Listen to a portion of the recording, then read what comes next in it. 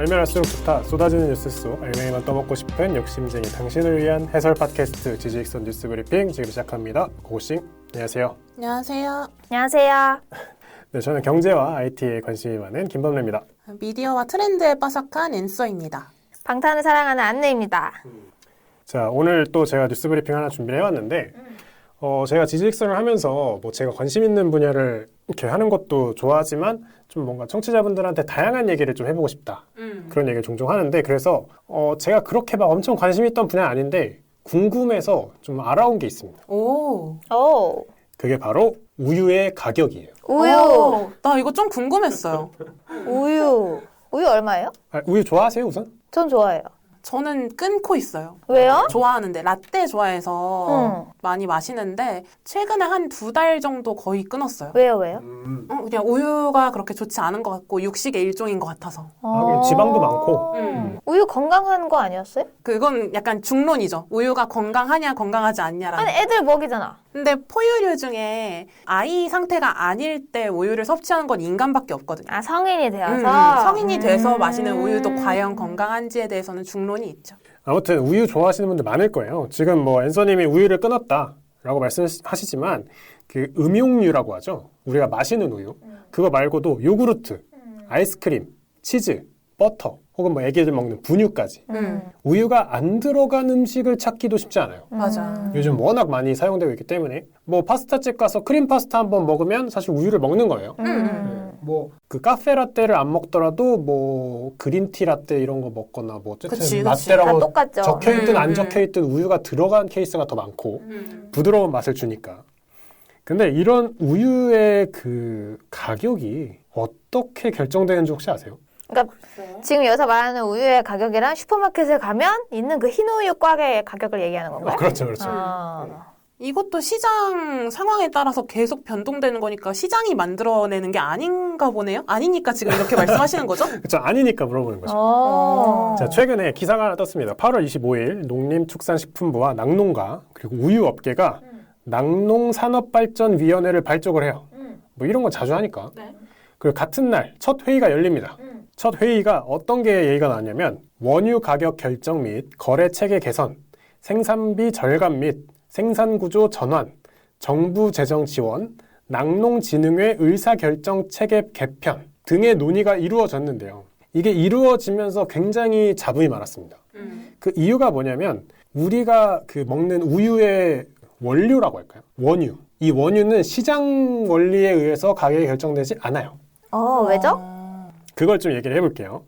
자, 현재 원유는 낙농가에서 전년도 원유를 생산하는 데 드는 비용을 기준으로 거기에 인센티브를 더해서 가격이 책정돼요. 우리가 흔히 얘기하는 좋은 우유가 나오면 인센티브를 더 주고 그 등급에 따라서 좀 차등을 주고 하는 건데 자, 전년도 원유를 생산하는 데 드는 비용을 기준으로 이 가격을 책정하는 거예요.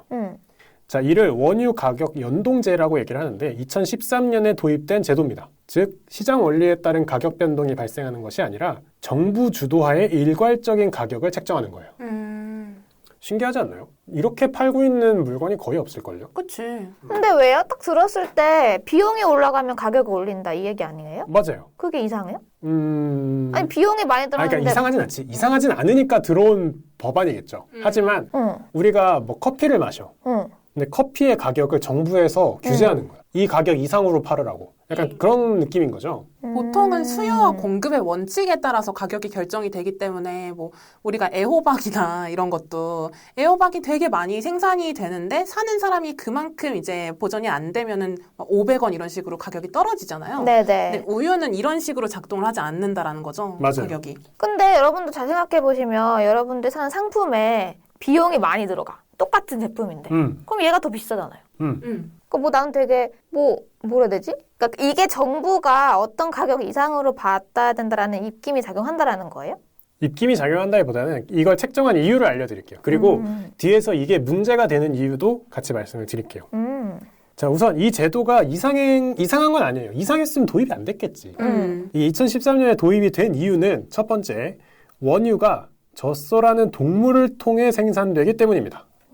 이 젖소라는 동물은 전 몰랐는데 매일 일정량의 젖을 짜줘야 한대요. 안 짜주면 혈관이 터지고 유방염 등의 질병이 생긴다고 합니다. 그러니까 낙농가는 좋든 싫든 매일 그 젖소로부터 일정량의 원유를 생산을 해야만 해요.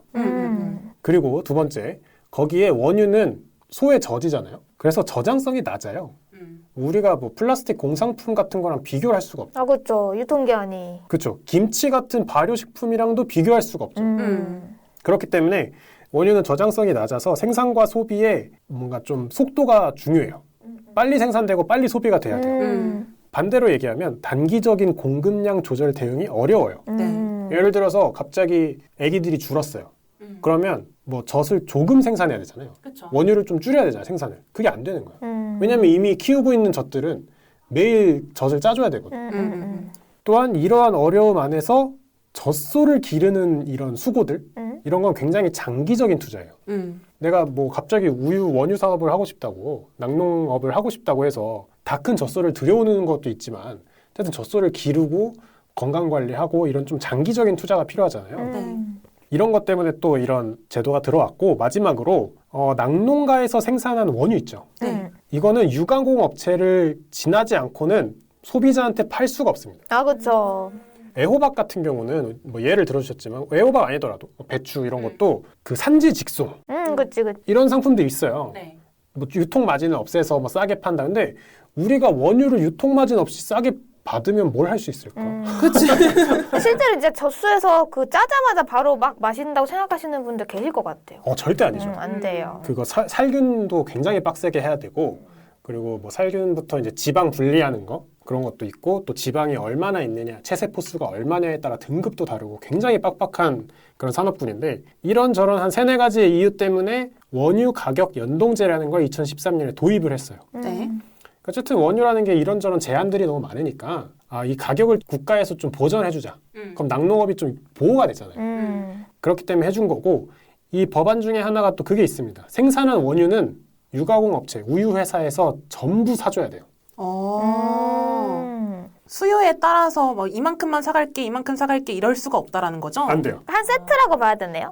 맞아요. 두 업체가. 그러니까 뭐 젖소가 혈관 터지는 걸 방지하기 위해서 원유를 짜주잖아요. 그거는 우유 회사가 다 사가야 돼요. 그게 좀 틀어지면 막 이제 원유 막 바닥에 버리고 막 그런 그치, 게 뉴스에 어떻게 할 수가 없으니까. 뉴스에 이제 나오는 거죠. 그래서 이런 낙농업의 특성 때문에 2013년 이전부터도 정부 고시 가격으로 인한 원유 결정이 계속해서 이루어져 왔어요. 그리고 2013년에 발표된 이 원유 가격 연동제는 통계청에서 발표하는 원유의 생산비를 통해 가격을 책정해요. 아까 말씀드린 것처럼. 또한 쿼터제를 도입해서 아까 방금 잠깐 말씀드린 건데, 낙농업 원유 생산은 가공업체나 유업체에서 모두 사들여야 한다라는 게 법으로 명시가 되어 있습니다. 그래서 지난해 원유 기본 가격은 리터당 1,083원 정도였고요.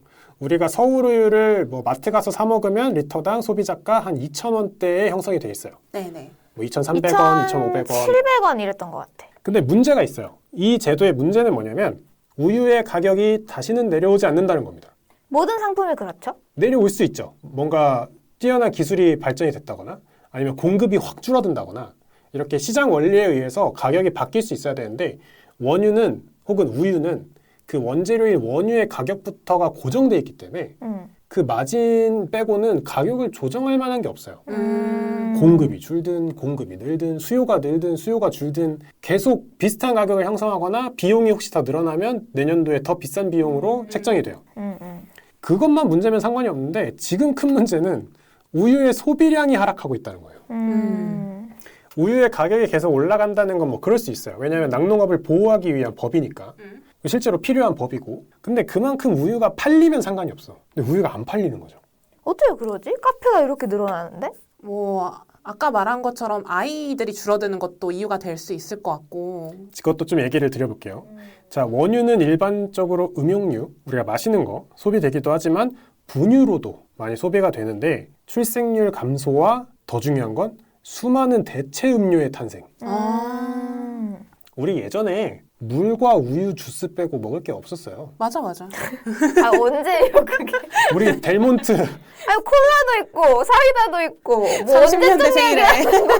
아니. 아니 근데 좀 왜냐면 그랬어. 그렇긴 했어요. 통계가 그래, 통계가.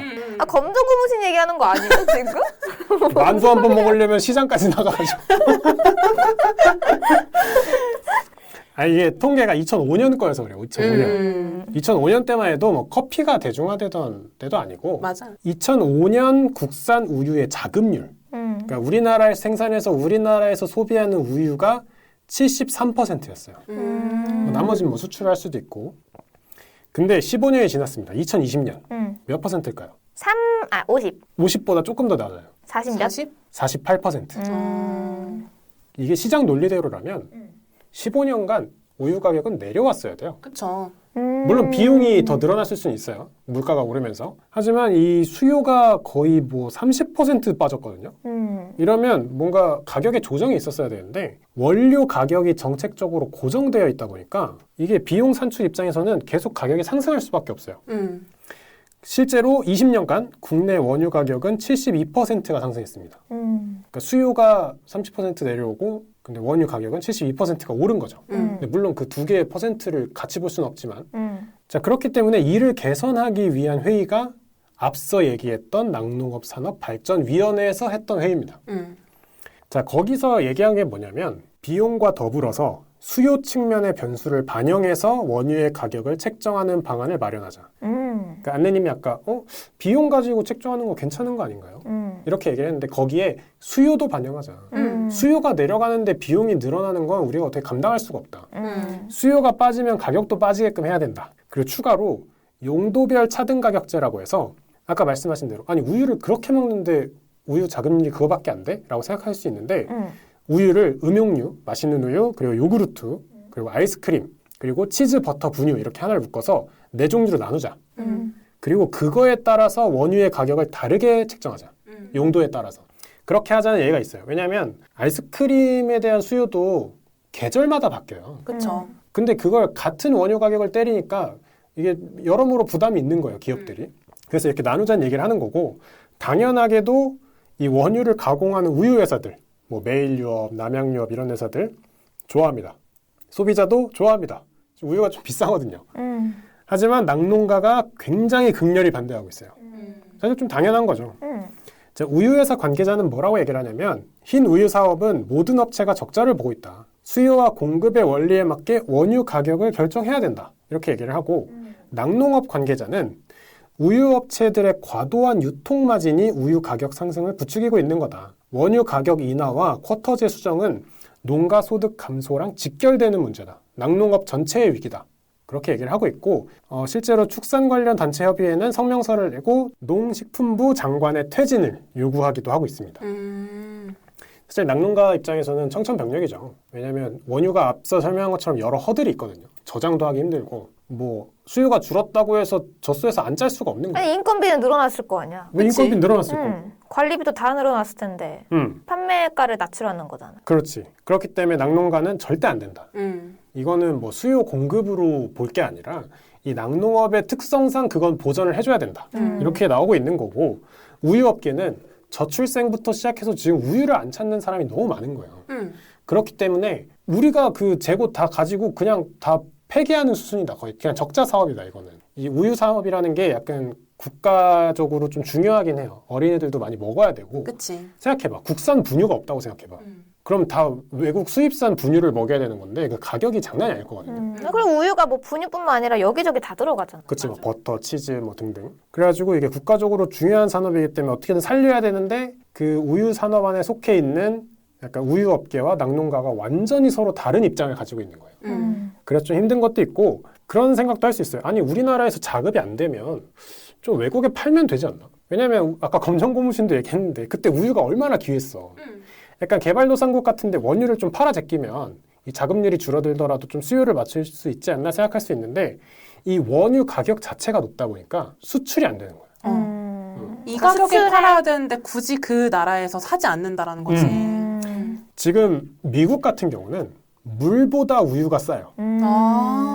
어떻게 그랬지 걔네는? 거기는 그 국가적으로 보호하는 게 한국만큼 빡세지 않거든요. 약간 경쟁 체제예요. 물론 이제 조금 보전을 하긴 해요. 국가적으로 중요한 산업이기 때문에. 거기는 리터당 470원인가 그래요. 그렇기 때문에 거기도 막 시위하고 난리도 아니긴 해요. 독일도 비슷한 시장 보호 그런 규제가 있고.